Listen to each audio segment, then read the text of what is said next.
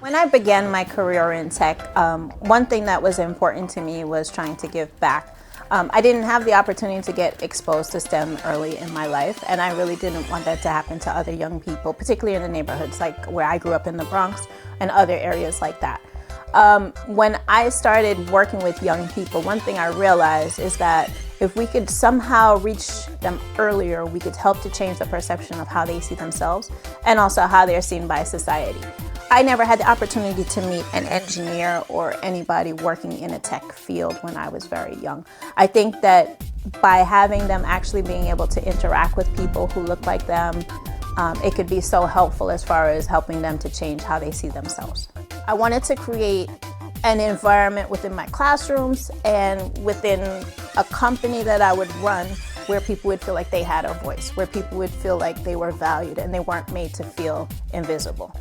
And that's something that kind of runs through everything I do. I want a classroom where people can feel like their voice matters, or if they have a different perspective on things, they're not going to be ignored, or if they look different, that they're not going to be discounted. It's something that I aspire to do every day, and some days are a lot better than others. But I know that it's something that's important because this is where we can get different types of ideas and also solve problems that other people may not even see because it doesn't impact them. Good morning, engineers. Good morning. Hello, my name is Janine Harper, and I run the Manhattan East franchise of Brooklyn Robot Foundry. We are an academic enrichment program that brings hands-on STEAM programming to you that emphasizes problem solving and creativity in fun projects that children get to bring home. We look for the long leg and you put that into the red wire, and the short leg goes into the black wire. What I'm striving towards matters, and that's what kind of keeps me motivated. Once your light is working and I can see it working, I'm going to tape it so you don't lose it. Yes. Thank you.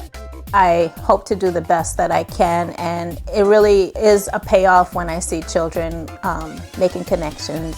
After this, we're going to do the circuit, put the circuit together, and after that, you can do whatever you want, okay?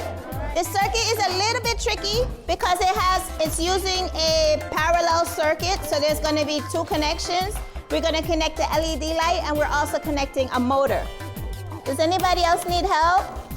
That spark of curiosity that kind of like opens up for them their ability to question things around them, or even think about what's happening behind the scenes now because they've been exposed to engineering, they've been exposed to circuitry, and there's no longer as many mysteries because they've actually built things with their hands.